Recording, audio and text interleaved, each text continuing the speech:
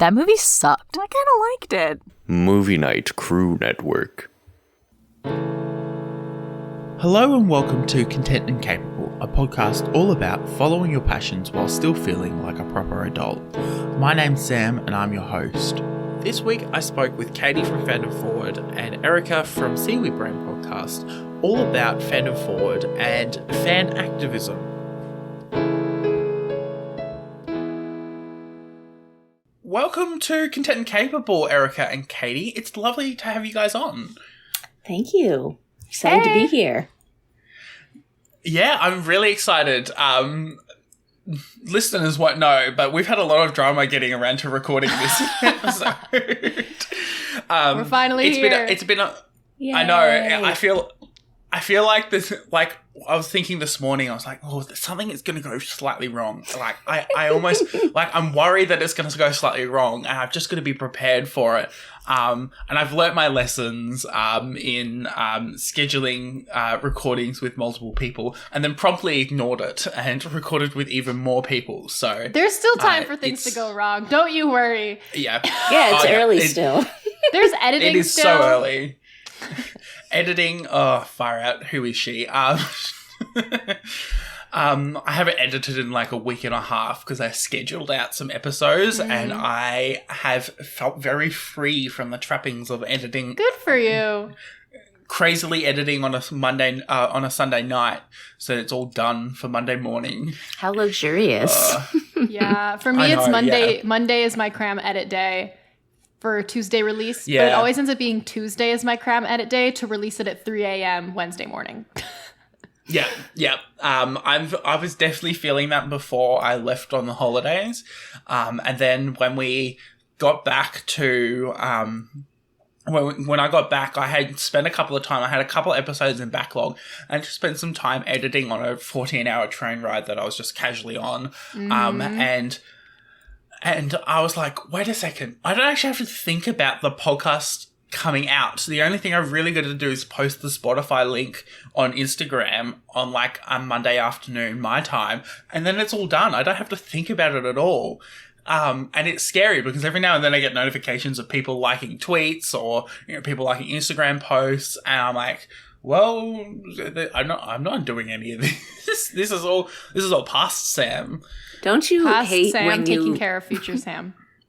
Mm-hmm. Don't you hate when you learn that planning ahead works really well and it's great, and you just are like, well, I will learn nothing from this.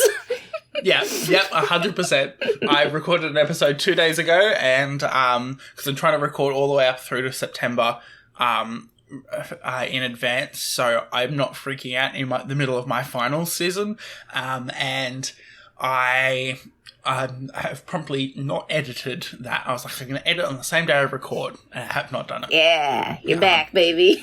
Yeah, I'm back in the habit. Wow, that's a Sister Act reference. Good for you. I don't know why that happened. The classics never die. Yeah.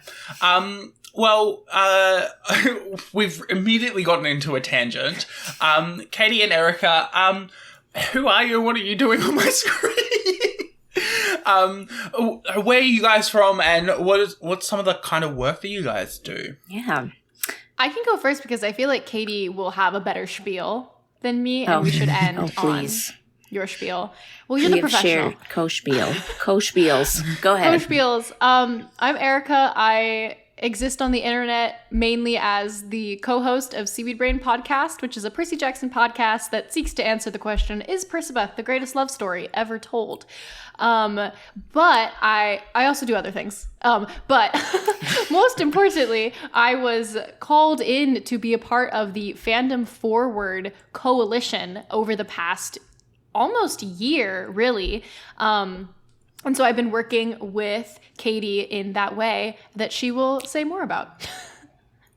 Indeed, yeah. I am Katie Bowers. I am the managing director of Fandom Forward. we live on the internet. We are a nonprofit that uses pop culture to connect fans with social justice movements. In other words, we turn fans into heroes. So we are everywhere that there is an internet connection. You can be a member. I personally am based in upstate New York, but we have folks who are members and are involved all around the world. And we do all kinds of different programs. We have chapters, we have campaigns that we run.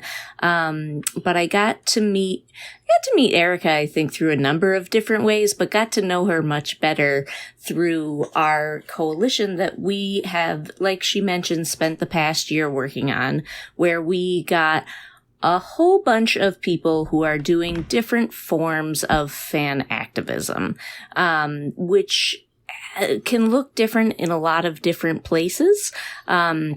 Sort of the original fan activist campaign was from Star Trek fans back in the 60s when the original series was going to be canceled, and fans really rallied together to save the show, which is something that everybody is very familiar with now. You see it happen a lot.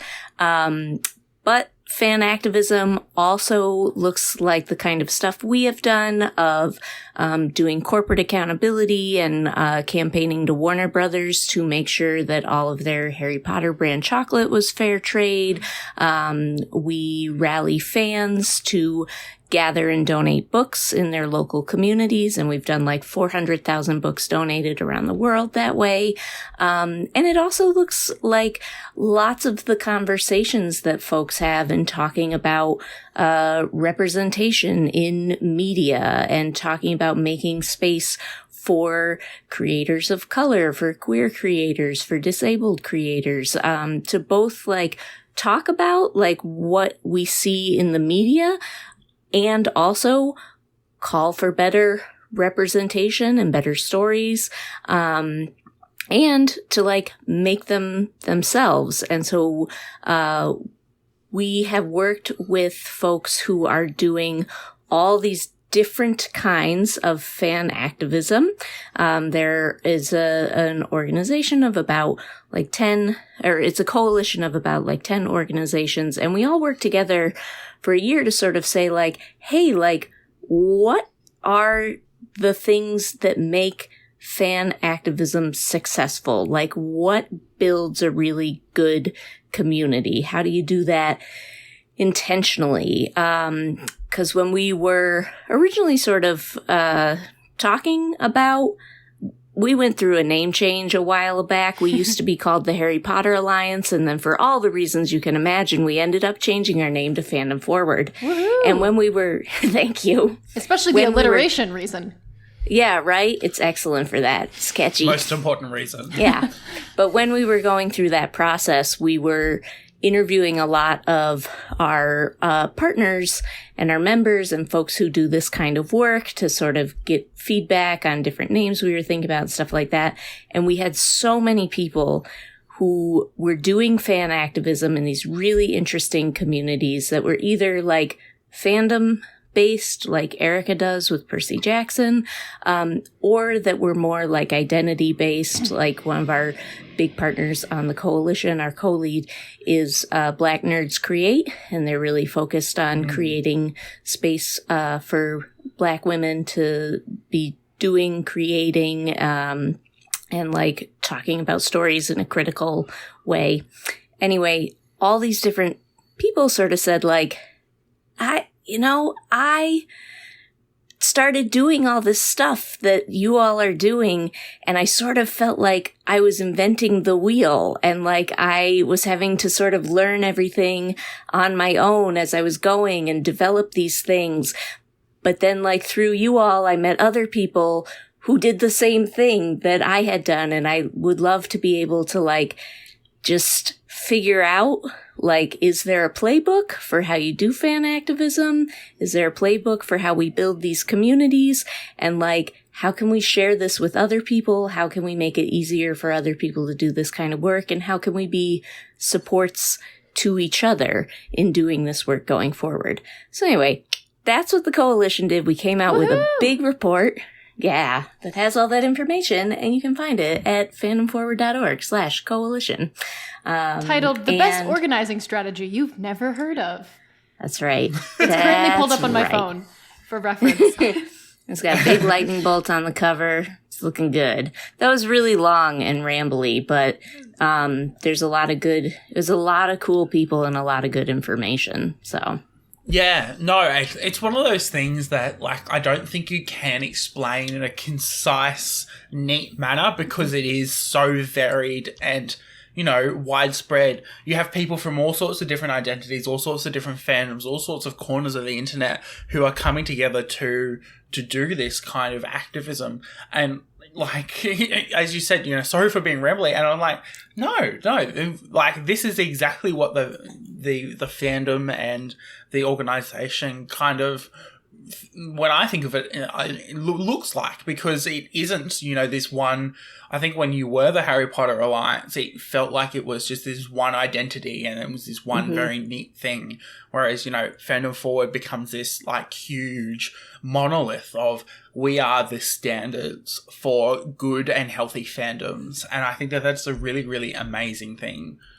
Thanks. We try to learn in public and help others do the same.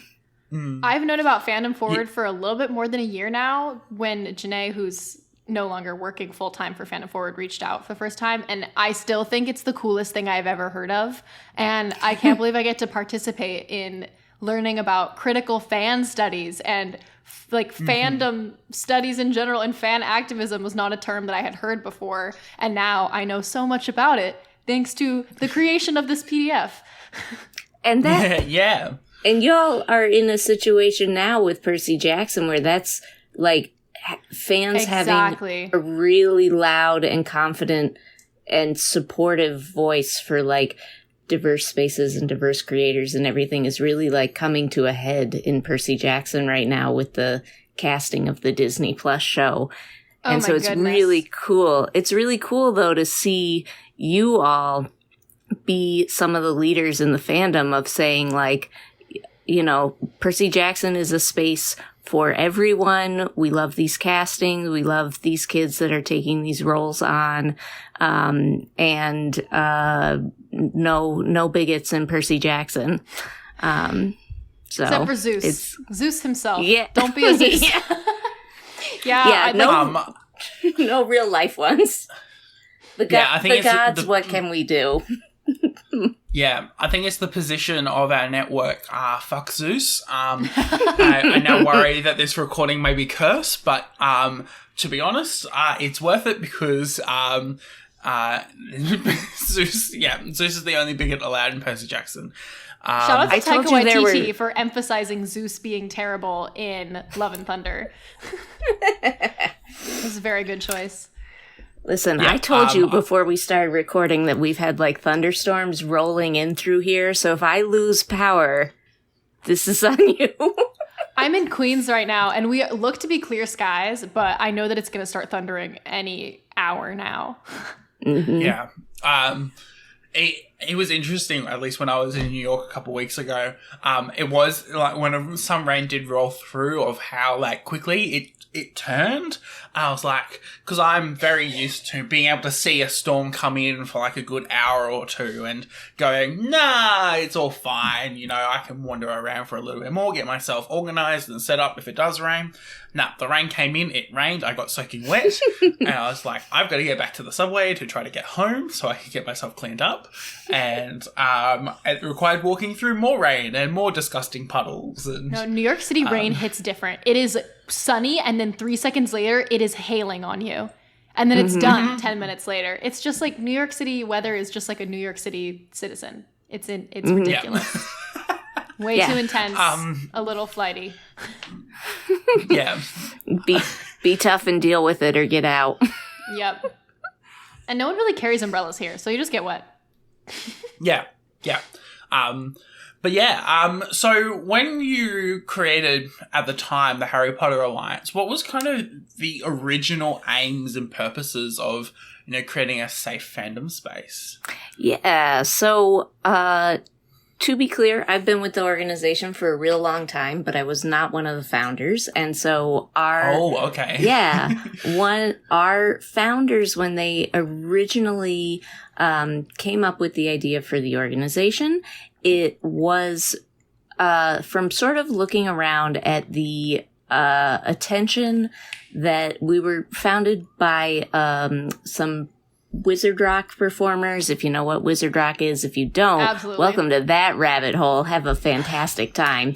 And also like some traveling comedians and stuff. And they were looking at the kind of crowds that they could draw to their concerts, to their comedic performances, versus some of the crowds that they would, because they were performing on a lot of college campuses and stuff. So they would look at the crowds that would come to these really like fun, entertaining events, or even like fandom specific events. Cause like this was in 2005. Harry Potter was in its heyday.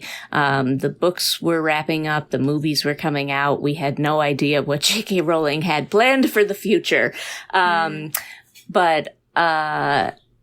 So this was drawing huge crowds. And then in comparison, the same time as their performances and stuff, there would be things happening on the college campuses that were like, we're Amnesty International and we're trying to raise awareness about these political prisoners. And they'd get a turnout of like, 15, 20 people, something like that.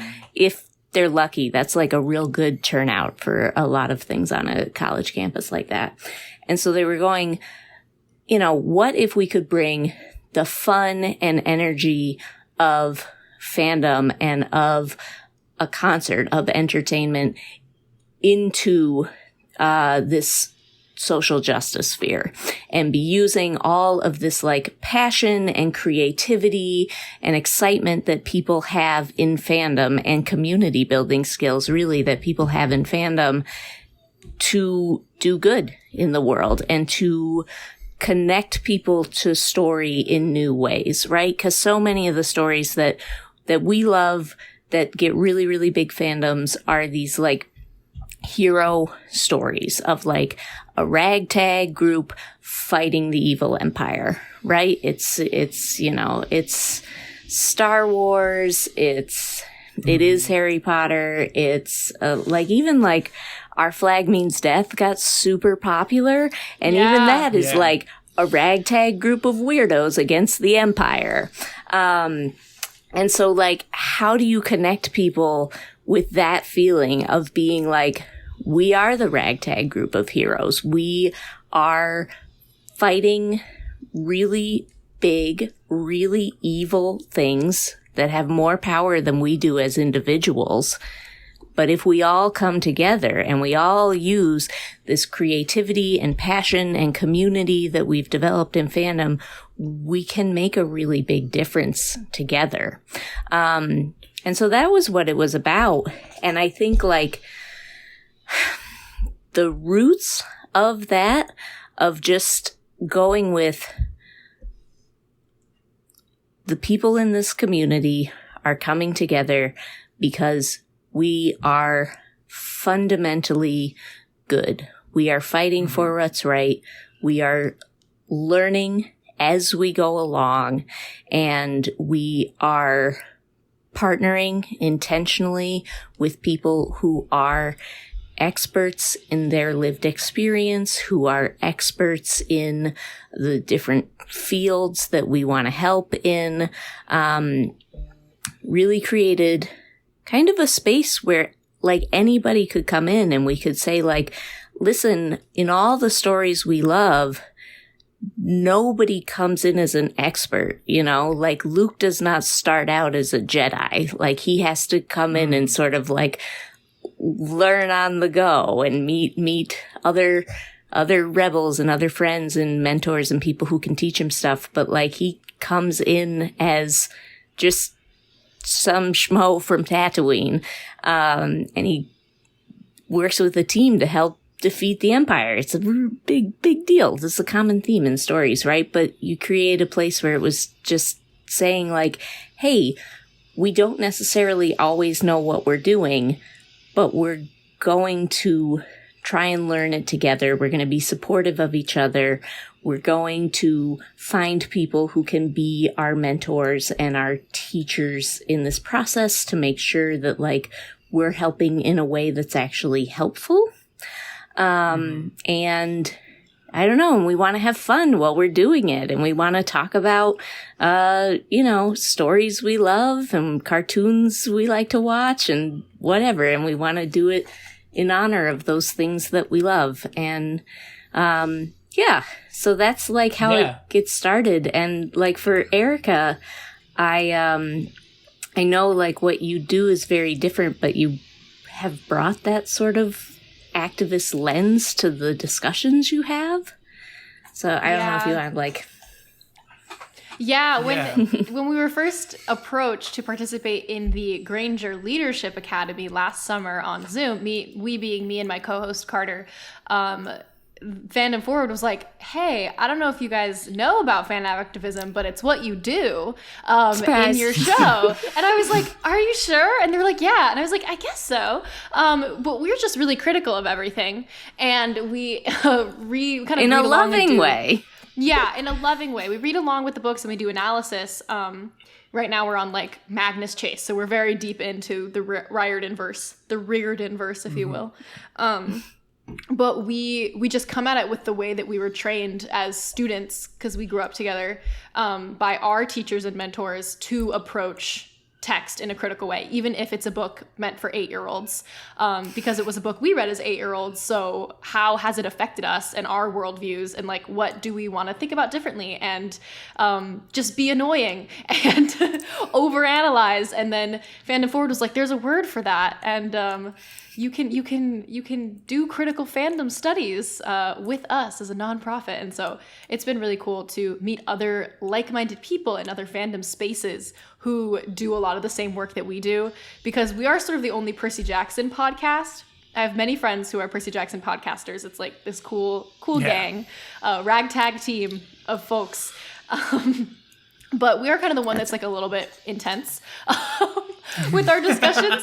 So it was really cool to meet other people who also have intense discussions, because those are important to have, and why not? And if it can get anyone to think a little bit differently, or to critically analyze, the media they consumed as a child and how it's informed their current biases, then it's totally worth it.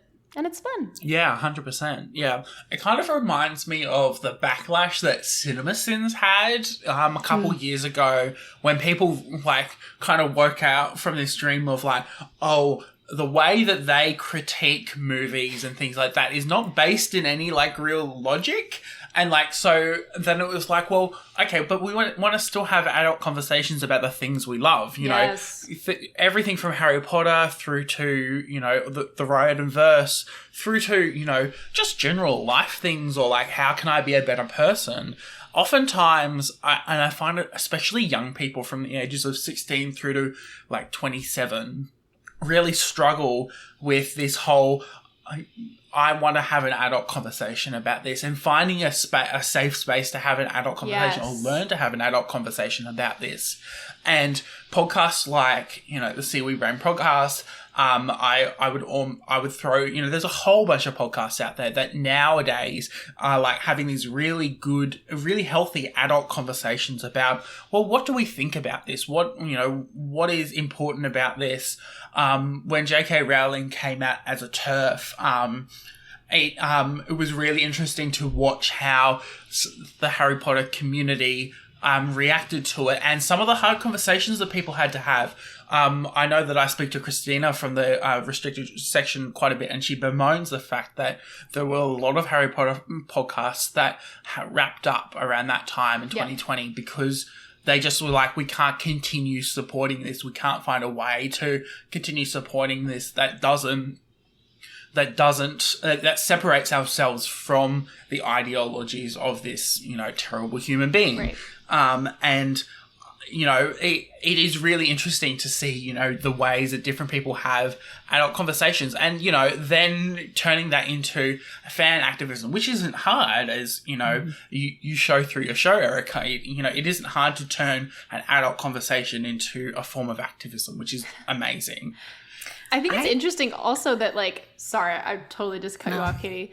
Like, there are so many podcasters who are a part of this coalition, like, almost like disproportionate number of podcasters. And I think because podcasting as a medium lends itself to having like 2-hour-long conversations on the internet where you can take the time to really go through some of these things that otherwise, like, you can't address in a tweet. You can attempt to address in a Twitter thread, but I don't know that that is ever going to do it justice, because I think that a lot of these conversations, and this is like a tenet of our show, like, so if you know our show, I'll be repeating ourselves, but that, like, to be both fan and anti of something, to be fanti of something, to have complex feelings about something, it takes time to parse through. And the internet is not always a friendly and forgiving place for that kind of conversation.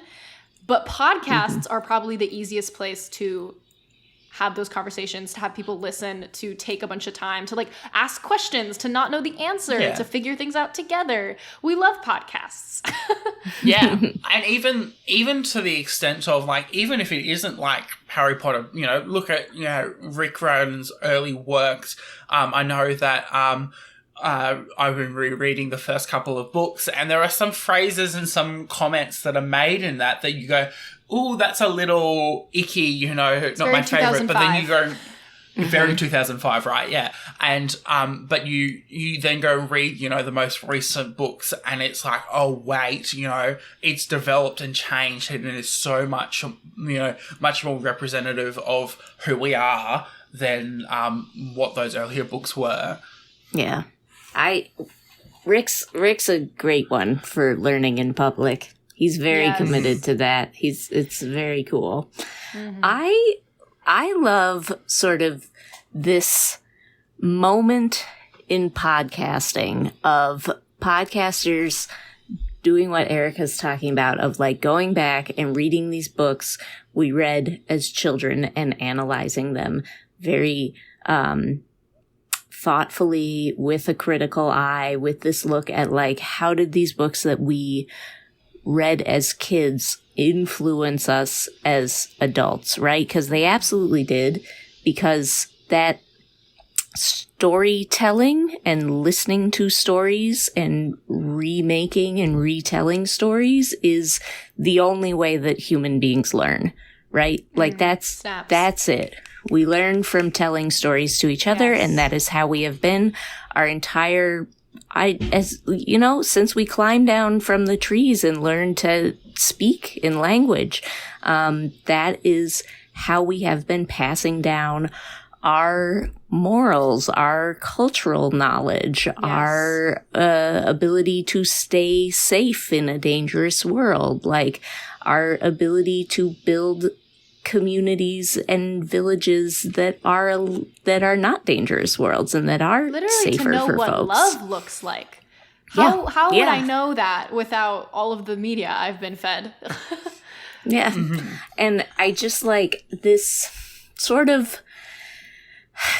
I don't know, when people like don't take this kind of either like literature that is for like kids and teens or just like pop culture in general. When they just say like, oh, it's fluff. Like, no, it isn't. It's who we are as people. Like, this is it, man. This is how we learn from each other. And it's like, I just, you know, if we lived 700 years ago, we would all be swapping, you know, Bible fan fiction and making Bible fan art because, like, you know, that's what they did in the Renaissance. Yeah. But I don't know. Like, this is how we find meaning. This is how we teach each other. This is how we sort of grow into the adults we are. And yes, you have like real person experiences. You learn from your family. You learn from your friends. Do I exist outside of watching movies? Are we sure? I don't know that I have real people experiences. These days, who knows? But but this is part of the shared experience, right? Like when I have to reflect on like, what was my first fandom, right? It's it was Star Wars. And it was Star Wars because that is what my big brothers were into. And I wanted to be just like them. For me, it was Harry Potter because my sisters, my 2 older sisters were into it, who are millennials. Yeah. And so it is like, it's not just, it's a story for kids or whatever. Like, first of all, lots of adults engage with all these different kinds of media, but also sound effect you made. Thank you. I have a child. No, but like lots of people engage with this stuff, but also like storytelling is who we are at our core, and it is how we pass down all the things that are important to us. It's how we bond as family members, as friends. And so like anything that just writes this off as like, this isn't serious. Like, what are you looking for? What are you on? Yeah. What are you looking for that is more important than the stories we tell each other? Wow. I don't know. I haven't found it. Can we take a moment of silence for that incredible, like if I had a mission statement for my life, it would be everything that Katie just said. Thank you. Goodness, it's recorded. The podcast's over. We don't have to worry about it anymore. Katie said all the words that need to be said. Literally. I have my soapbox. I want to come back to the whole Bible thing. This was when you said like Bible fan art. I was it was this moment.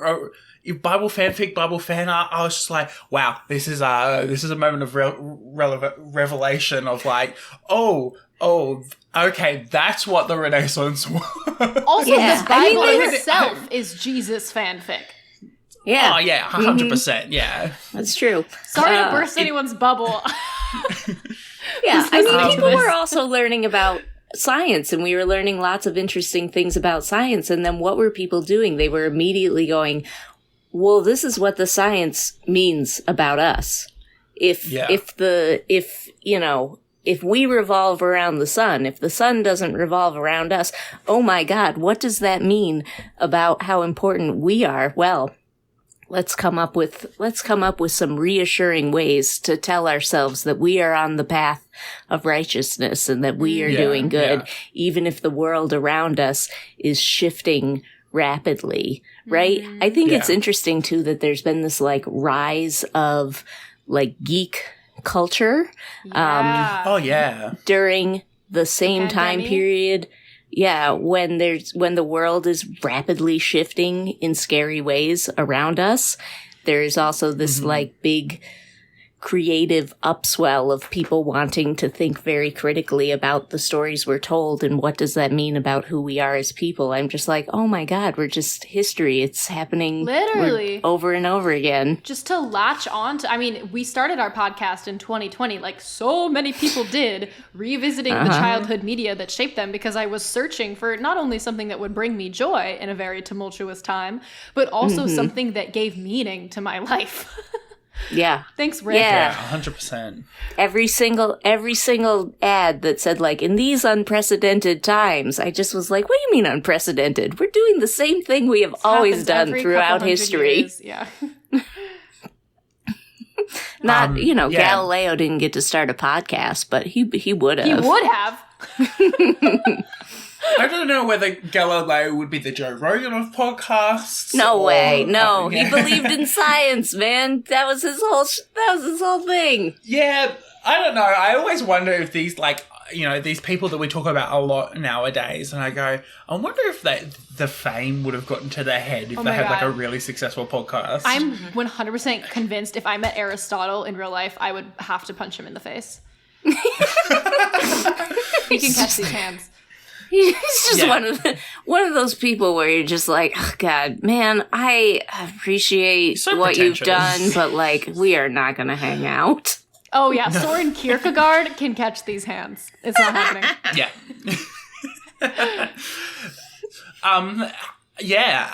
And obviously, as we've emerged from the pandemic and we've spent a lot of time, as Erica rightly said, revisiting childhood media and revisiting, what formed us as kids, whether we're millennials, Gen Z, Gen X, or whatever generation you are. I've even seen, a couple of boomers, friends of mine, who have just, revisited what made their childhood, memorable and gotten back to their childhood roots.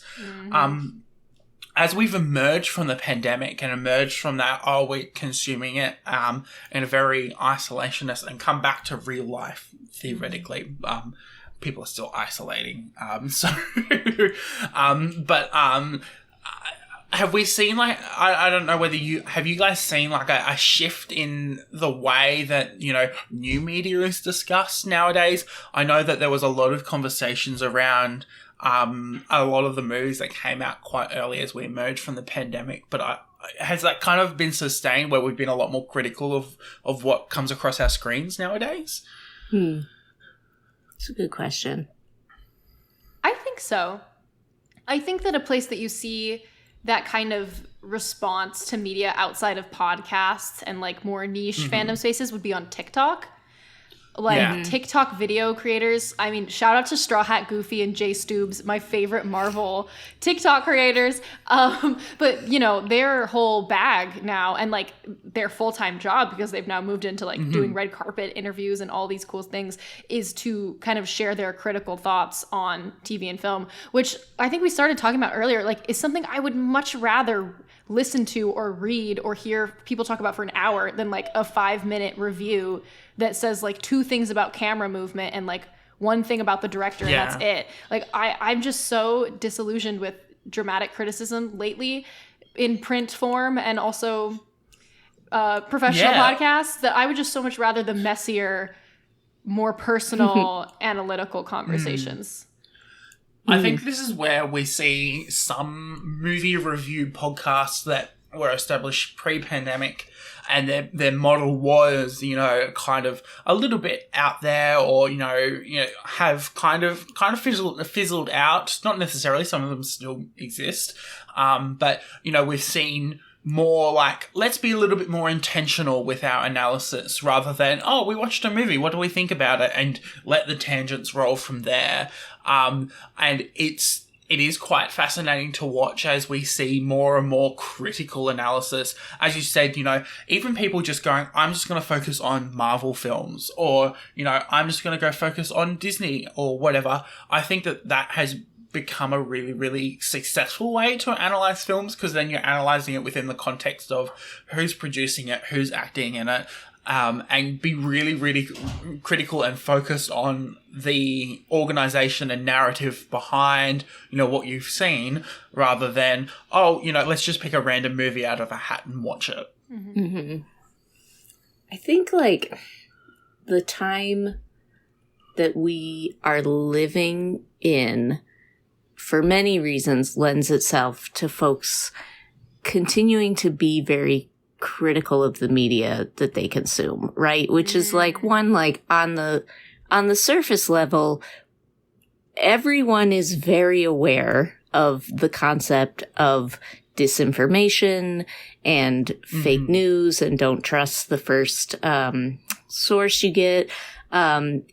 Is everyone learning the skills to assess that equally?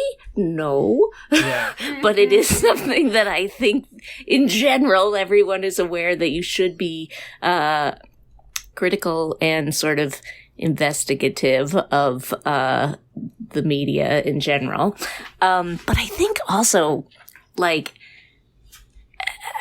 and too, also people have gotten to see a lot of successes of when you campaign for more thoughtful spaces, for more diverse writers' rooms, for more diverse casting, all that kind of more authentic stories.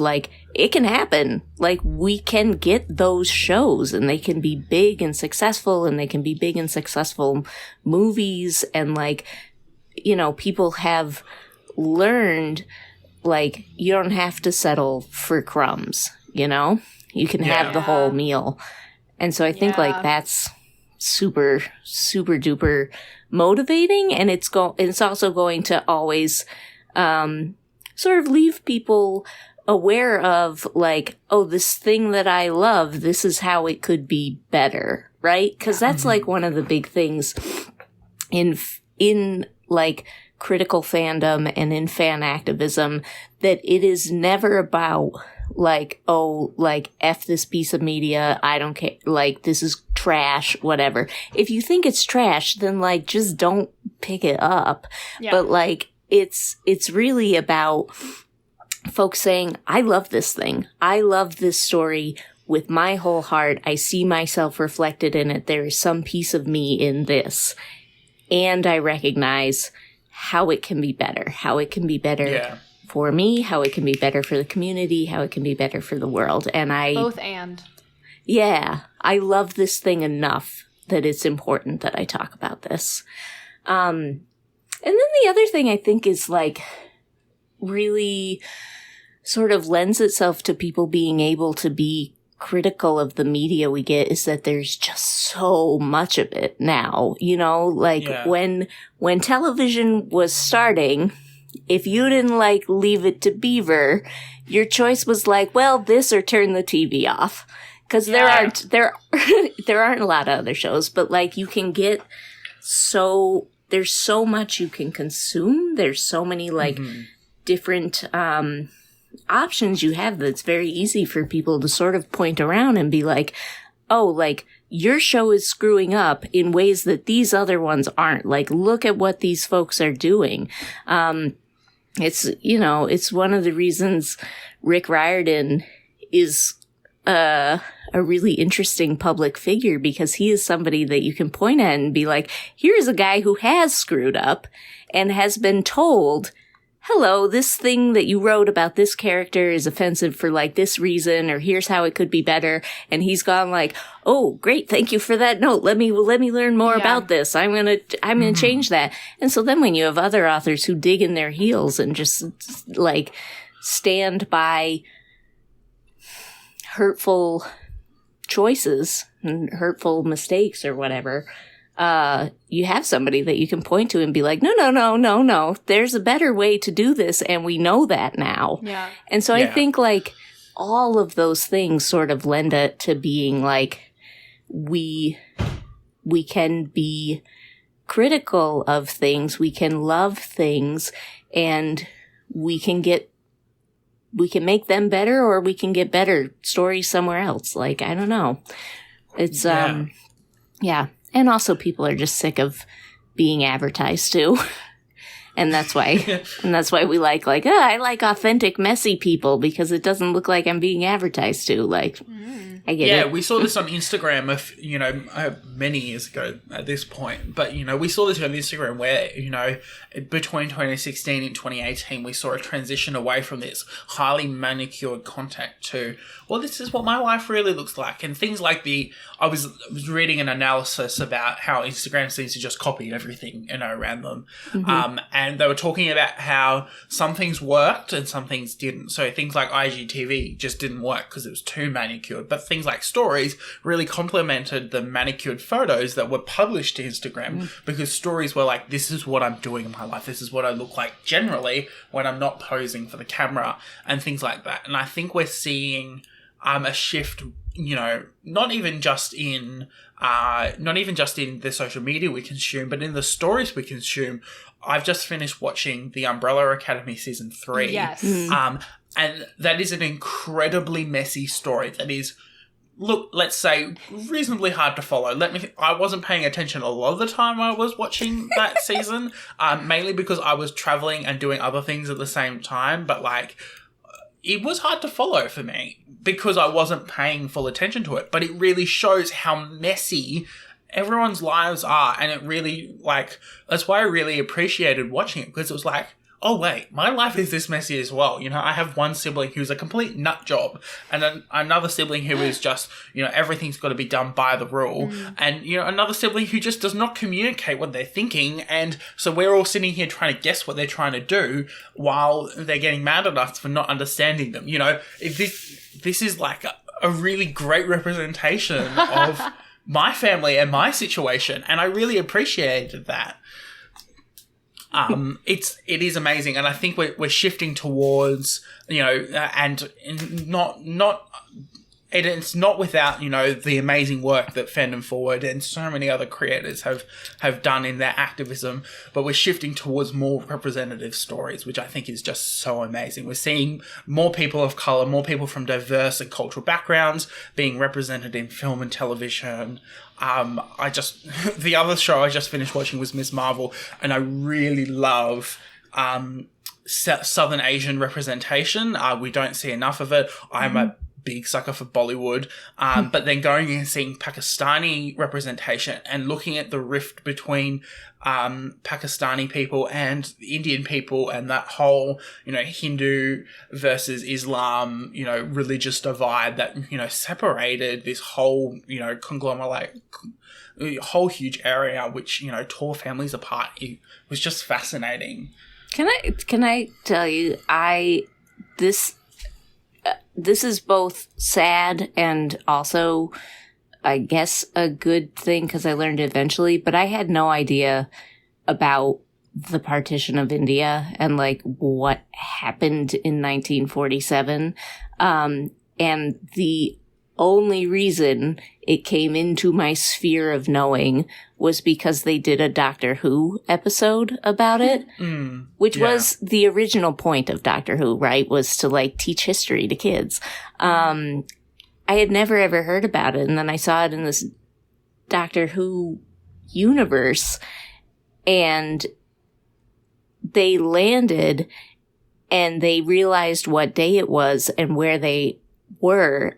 And the doctor completely freaked out. She said, it's partition day. And she immediately started running. And I just remember being like, what the hell is this? And it made me want to learn more about it. And I read some books about it and stuff like that. And I learned about this massively important, horrific period in the history of India and Pakistan and the history of colonialism and everything else. And I don't know, when would I have learned that if I was not a massive Doctor Who fan who was very dedicated to one, watching the show, but two, being I don't understand this. I need to look deeply into the research about this. I don't know. That's an important piece of history that nobody in any of my schooling or anything taught me about. And I know it because they decided to go there on Doctor Who. I don't know. First of all, Miss Marvel, top 3 things the MCU has ever put out there. I will literally die on that hill. It is so good. Second of all, I've never seen Doctor Who. Is it basically just Magic Treehouse? That was its original purpose. Yeah. The original purpose of Doctor Who was we want to have a fun way to teach history. And they're just going to show up in different time periods and be like, we're running from the medieval knights today. Wow. Yeah. Yeah. Makes sense. And it pre-horrible histories, kind of. Yeah. And they do, it since then has evolved into all kinds of sci-fi classic kind of material. But yeah, its roots are in we want people to learn interesting things about history. And it does still work, which is cool. And then it gets really big into the stuff we were talking about earlier, but sort of the doctor telling stories about humanity and him having a very long view of history and sort of saying this is the way you are. And this is the way humans are, and this is the meaning of it.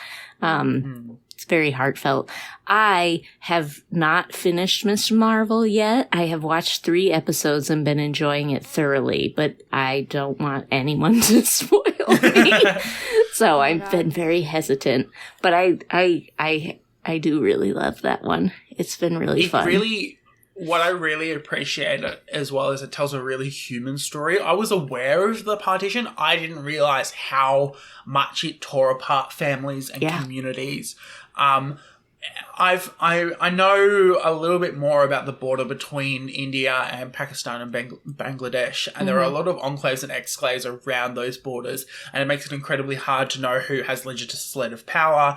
And India is in this really weird position where if they start giving territory back to Bangladesh, China goes, and there's a lot of political shenanigans going on there, which make it really hard for the right thing to be done. What I didn't realize was how gut-wrenching and how hard it was for these people to go, I've just got to pick up and leave because it's too hard to live here, and we've got to go somewhere where, our beliefs and our practices are respected, and having to say goodbye to everything as well. Erica, I think you've seen it all, right? Yeah. I think, towards the end of the series, you see a lot more of exactly, the kind of struggles that, people who went to, young families, and the blind panic everyone was in trying to get on, trains out of the country is, and it really, really hurts to watch because you watch people miss out on, being able to leave the country and watch people be stuck without their family, lose their family. And it is terrible to watch. Like, I could never, ever wish that upon anyone. Mm-hmm. I sobbed straight through the final 2 episodes. I literally, my roommate came into our apartment and I was crying. And I didn't even realize I was, ferociously sobbing. But it was so beautiful. I don't know if I can take this. I'm only 3 episodes in. And I realized I was so emotional because not only they're telling this beautiful story of love and family and bravery and immigration and having to leave a home that you love for both reasons of religious intolerance and also many, many terrible things that come along with colonialism. And but also I was just crying because I was like, I'm not the only person who is watching this right now. I'm not the only person who is being affected by this. It is like a miracle that this has been made and that so many people get to see this and that it's on a platform like Disney Plus and that it's being produced by Marvel by this incredible team of Pakistani women. Mind blowing. And they handle family trauma really well as well, much better than Encanto did, where the mother comes across as this, controlling figure, and it is handled in a way better light. And I think it is really amazing to watch, the mother who, in those kind of cultures, is quite a mover and shaker in the community, really, get the community behind, the daughter and really help the daughter when, there are, when they have had such big rifts in the past. And do have quite huge conflicts throughout the series. Mm-hmm. It is really amazing to watch.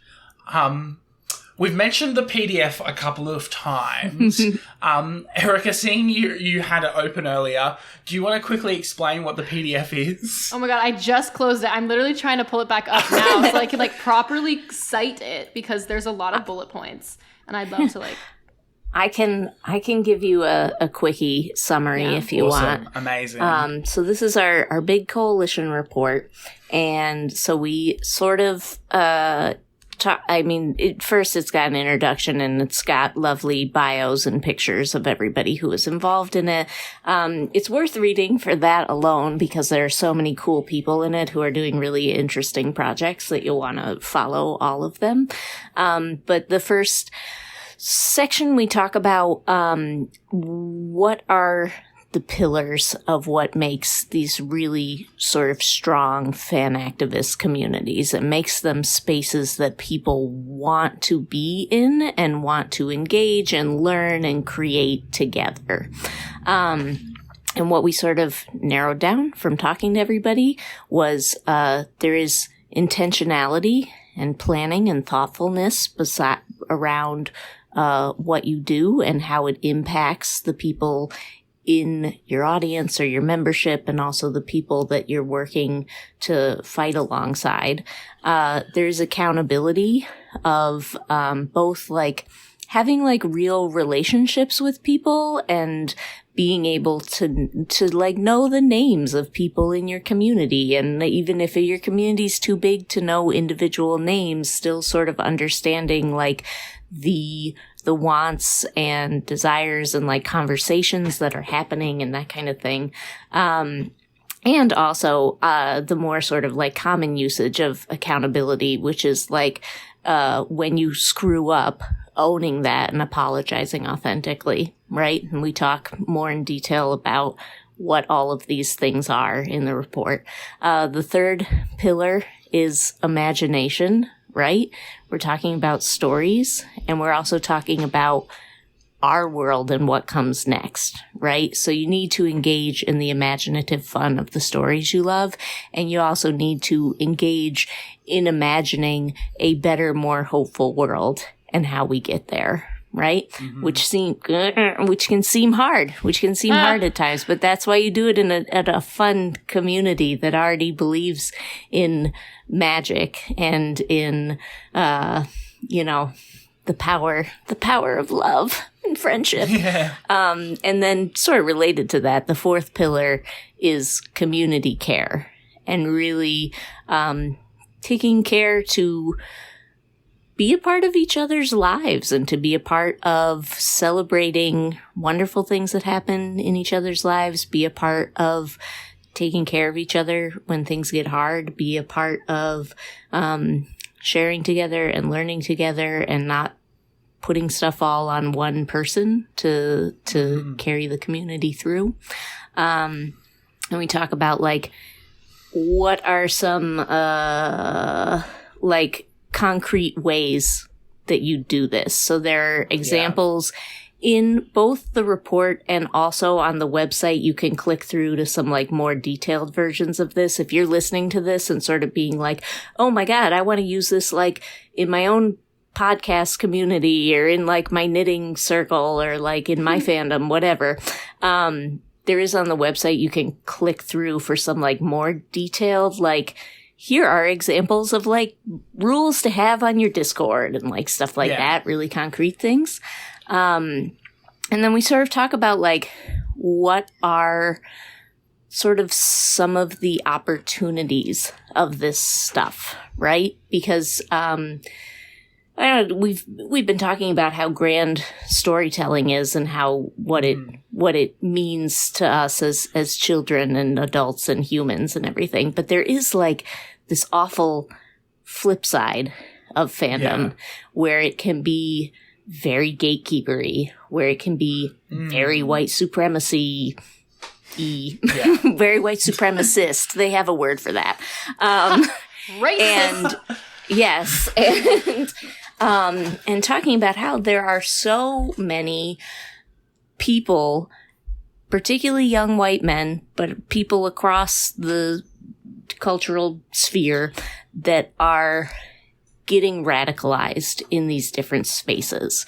And it can be like, and it's an especially big thing in the gaming community. But it can happen anywhere in any big fandom. And how there are these spaces where people are coming on because they like a thing. They want to see more about the thing, and algorithms lead them into these spaces that is less and less about the story or the game or whatever that they love, and more about, well, let's tell a story about our world. But the story that they're telling is one that's like very divisive, very racist, very misogynistic, etc., etc. And saying, and so they are imagining a world that is grim, man, and that is about separation and fear and fighting amongst each other for scraps.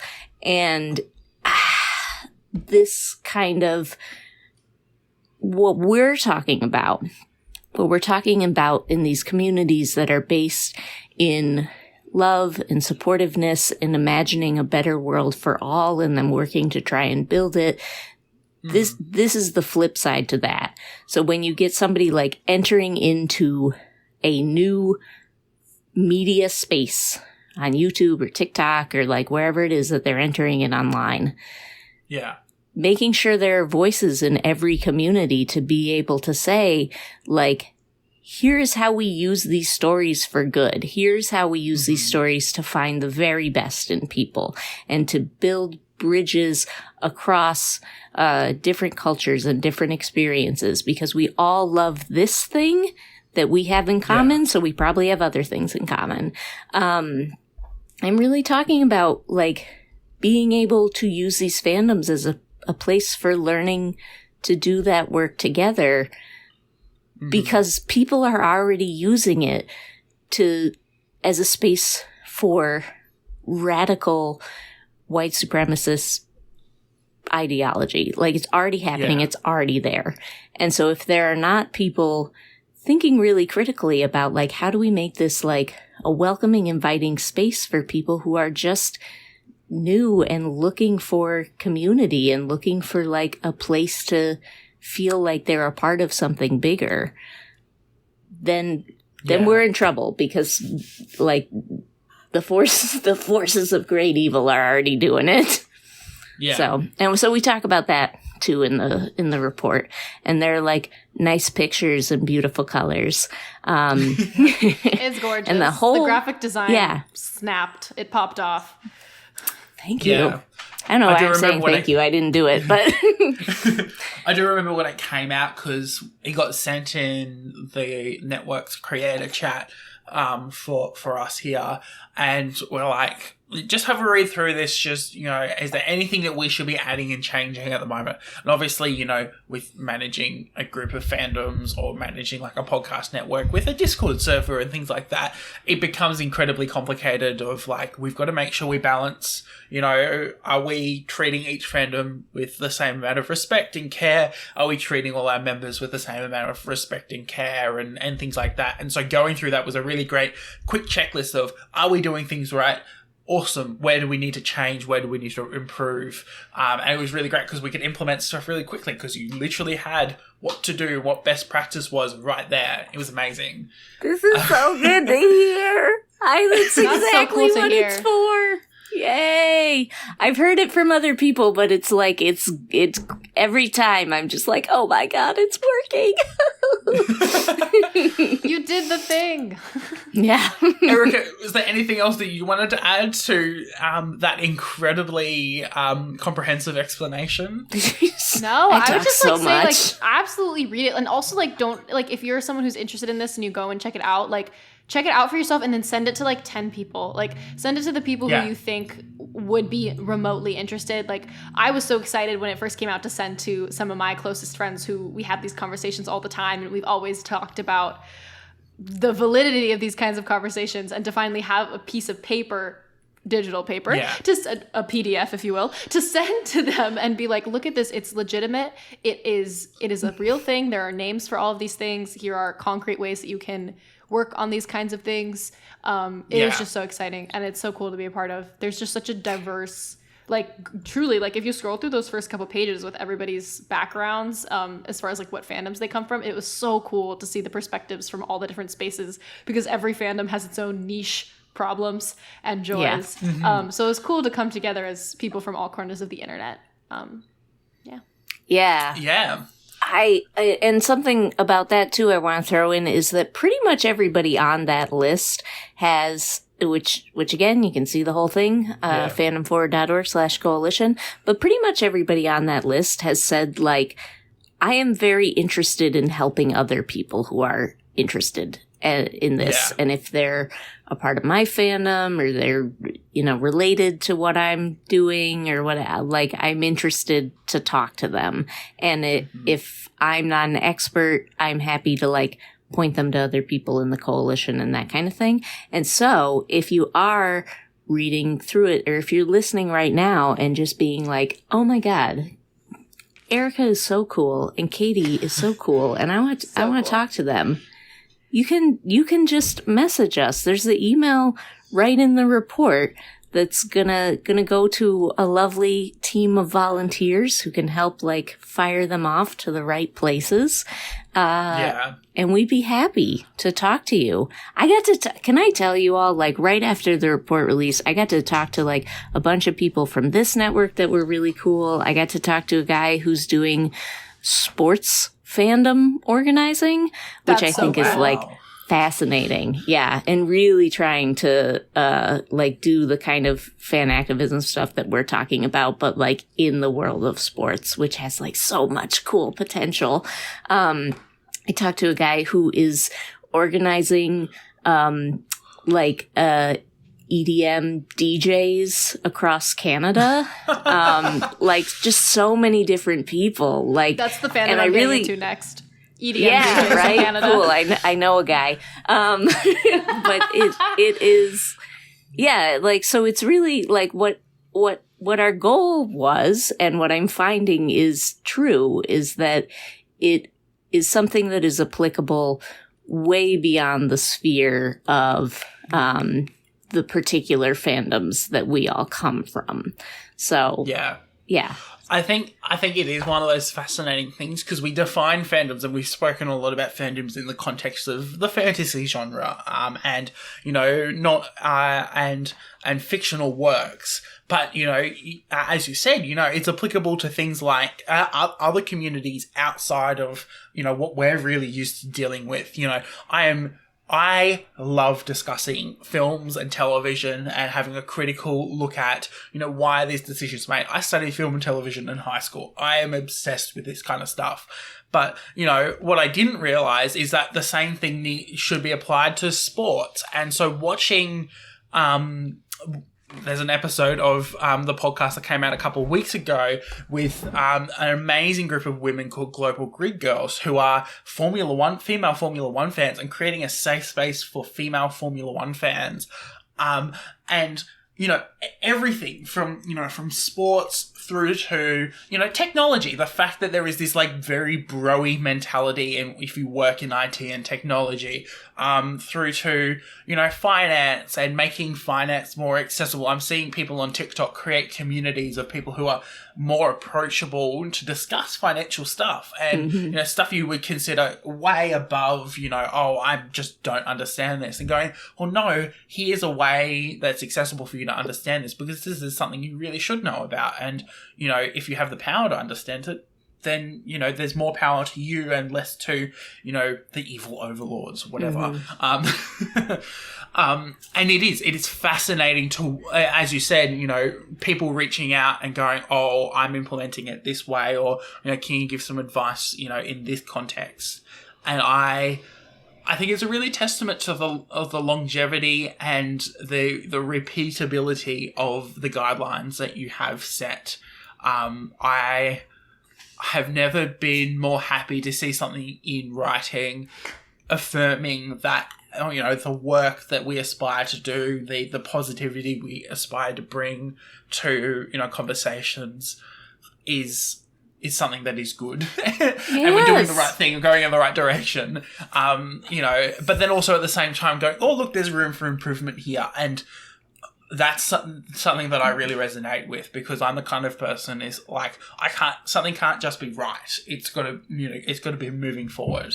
And it's amazing to see that there is, you know, that here's what you should be doing. You know, if you're doing that, it's great. Here's room for improvement. And I love that. I am we worked really hard on this, man, all of us. Yeah. And so that is like really touching and wonderful to hear, because that's, I don't know, I think this is true for me, and it's true for Erica, and it's true, I think, for everybody on the coalition, of just this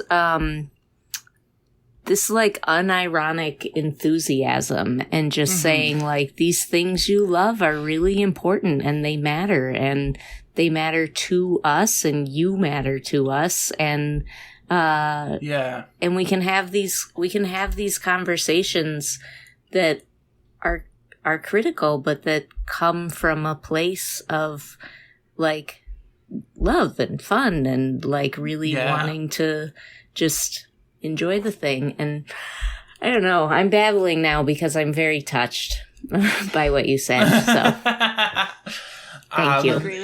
No. And so looking towards the future, Fandom Forward obviously has been doing really great works in looking out for future creators and setting up things for people to, in the future for it to be really, really, really sustainable. Do you guys have any grand plans or grand ideas that you want to implement in the future? So actually, we're just about to enter into some conversations about that. And Erica, you're going to be getting a message from me about this. I get to do more Fandom Forward stuff? I'm so excited. That's the goal. Hey. We had talked when we were wrapping up the report around, what is going to be phase 2. And so we are going to be moving into those conversations. I was going to say next month, but actually it's August now. So now we're going to be moving into those conversations, and some of the things that we have talked about as a coalition have been talking about, like, how do we provide like more opportunities and concrete supports for folks who are, listening to this kind of stuff now, coming up with these ideas. Maybe they read what we wrote online and sort of going like, hey, like, I want to do this kind of creation. I want to build this kind of community.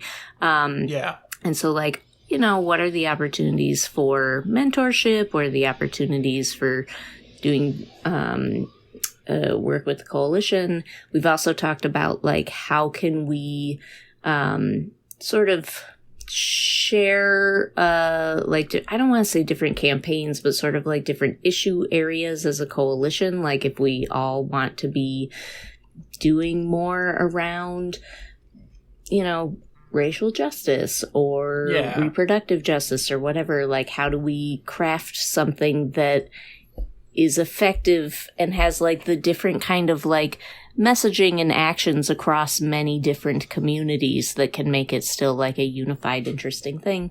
But so we're actually going to be talking like over the next couple of weeks around sort of like what do we want the next like phase to look like? And so I definitely know we want to have like all our awesome original coalition members together, and also ideally we want to be able to expand it to a few more cool, interesting people, because we've gotten to meet more and more of them. So so the EDM DJs of Canada. The EDM DJs of Canada. Hey, man, they were some of the first to reach out. I want to meet them. I know. Yeah, I do too now. I'm curious to what the EDM community, what kind of issues the EDM community has to work through. I know, right? Every subculture is having to is sucking with the same things. Yeah, that's true. Just in how it shows up in different ways. I don't know. It'll be cool. It's so interesting. Talking to the sports fandom, it was called Green Park Sports was their thing. But that was really interesting too, because like this, I am not the person to do it. I can appreciate it from afar, but like the activist history in sports is incredible. And like, I don't know, there's really cool things happening there. So I find it so fascinating because I come from Australia. Australia has a huge sport culture, and you know, whether you're like me and you're not really interested in any sports, you still go and cheer for a team. You still go and are aware of what's going on in the world of sports. There is a dedicated sports section of every news bulletin in every area, no matter whether it's on radio, on television, and we're actually I'm having conversations with the community radio I work with about supporting local sports and things like that. And it was very fascinating to see that, I'm not the only one that is thinking about, looking after other areas of the sporting community. So it's really fascinating. Man, just real quick, your comment right there just set off to me like the newspaper. That is the thing of like, here is the important things in our community. And what are the sections in the newspaper, right? The sections are like, yo, here's like the big news sort of overall. Yeah. And also, who was born, who got married, who died. Here's what's happening in sports. Here's what's on TV.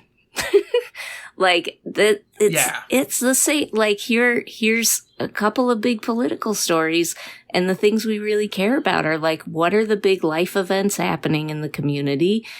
Yeah. What's going on in sports and what's going on in stories?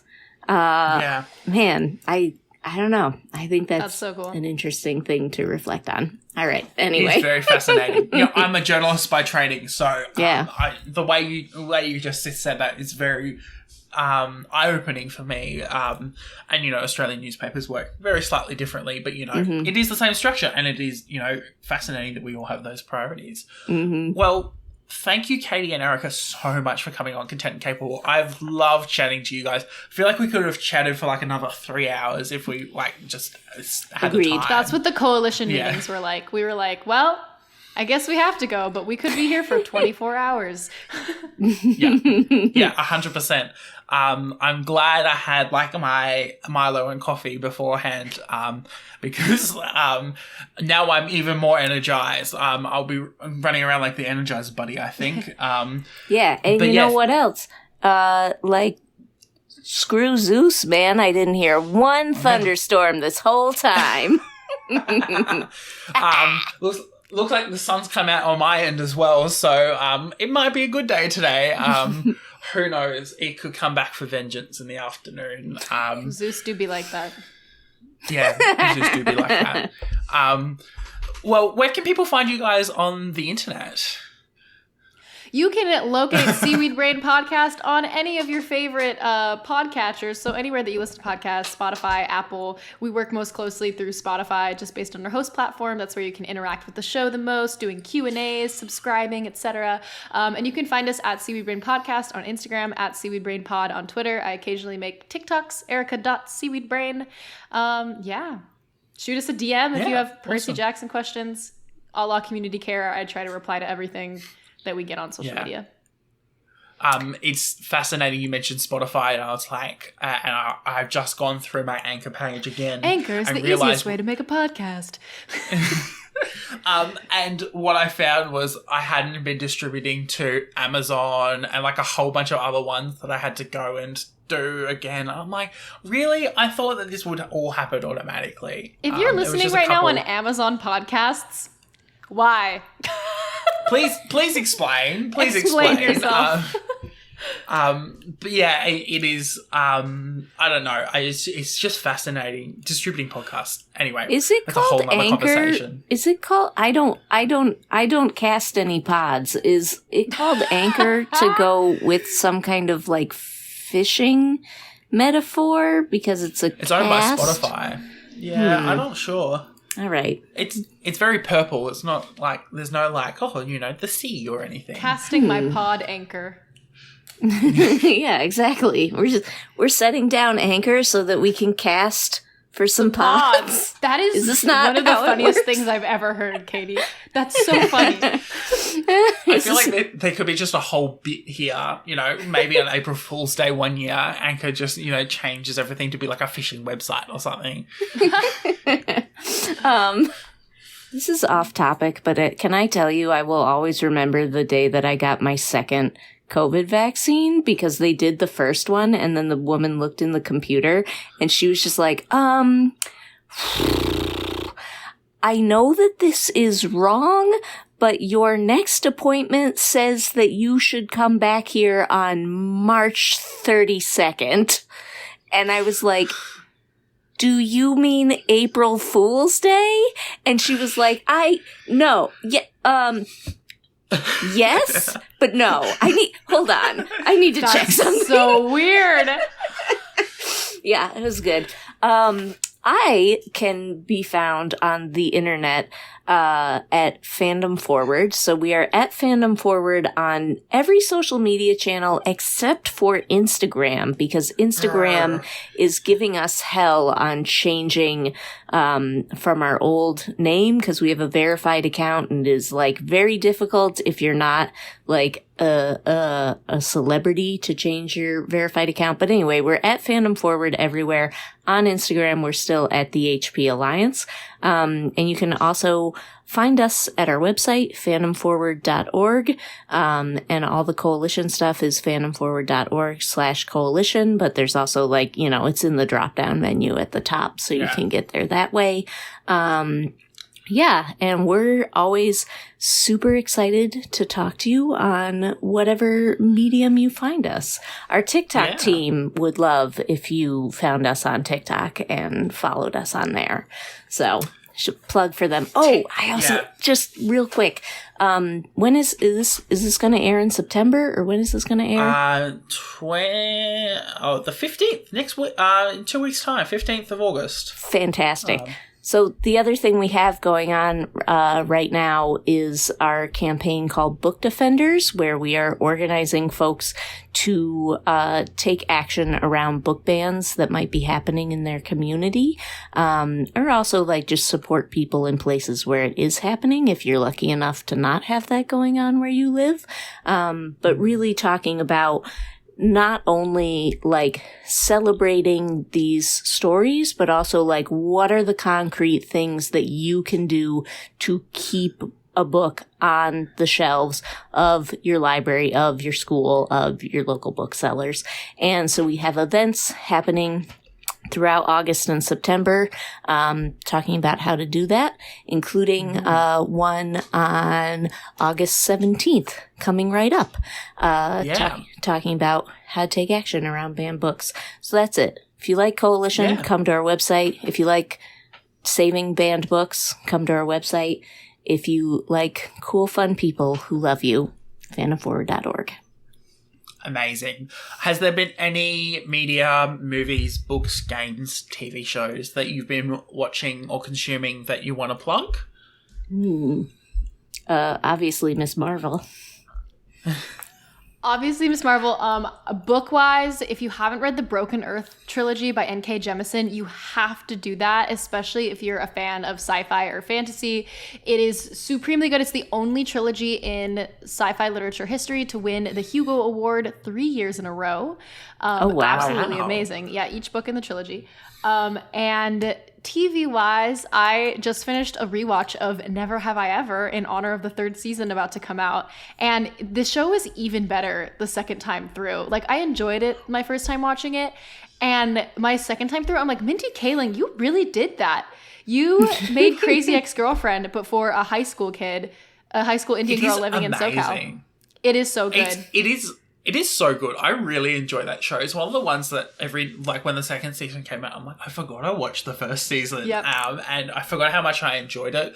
It also is almost in that Miss Marvel vein as well, where it is like a, Southern Asian family living in, Southern California, and it's like how, your culture interacts with your personal life while trying to live, your best hot girl life with, and the whole aspiring to, a boyfriend and things like that. I love it. And chaos. I love the chaos. She just, I'm Australian, so it's part of my brand. Yeah, Paxton HY forever. Yeah. It's like every mistake you could make in high school around like your dating life, all in one TV series and friendships. Yeah. I deeply do not want Davy to end up with anybody. I think both Ben and Paxton, I'm like, man, I like Davy, but you both can do better. The show is very strongly mapping onto Crazy Ex-Girlfriend. So it sounds like this season she's going to realize that she can't be with anyone. And next season, maybe there will be an extra special, like, new character who comes in where she will extra realize she can't be with anyone. Yeah. I feel like it would be some hot sporty hunk, you know. Oh, we've already had the hot sporty hunk. I can't find like the next trope that she wants to like date. Yeah, a sensitive, artistic weirdo. Maybe. Cole Sprouse. And then, you know, have him be really weird, you know, collect. I know we've already done the doll collecting. Was that this TV show? I don't know. Some of them meld into each other in my head. I don't know. I am excited. I did not realize the third season was coming out, so that's very exciting. Neither did I. It'll come out just about when this episode comes out. Oh, so keen. My focus of my media consumption, I'm going to give a book and a TV show. So, book, Firekeeper's Daughter. It's so good, man. It's a mystery.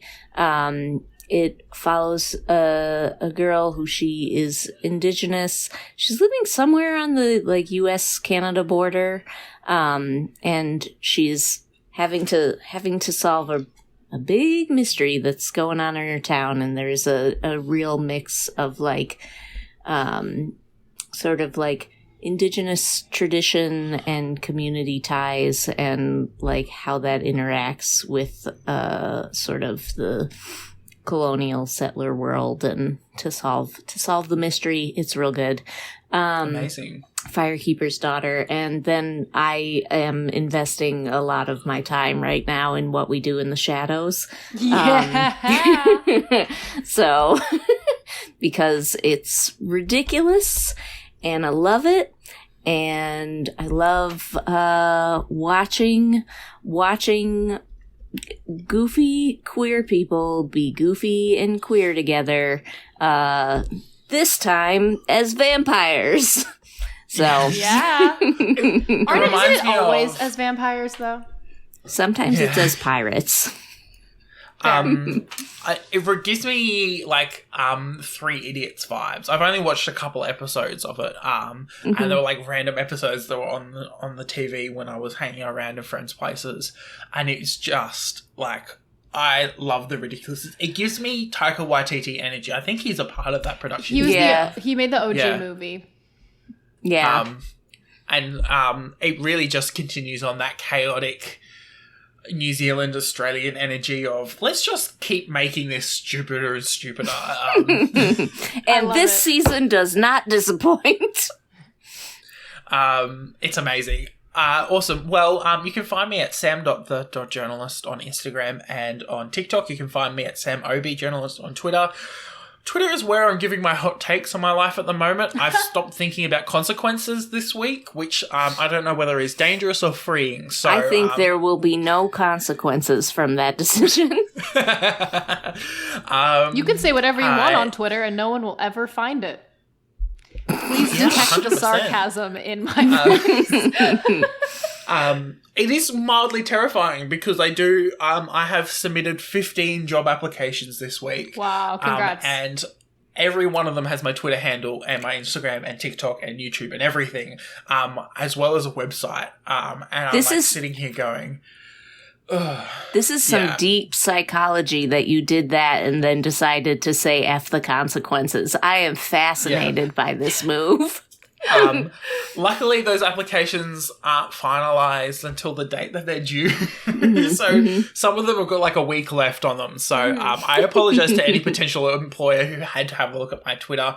And between me retweeting the news that I produce, saw me going, I don't care about consequences anymore.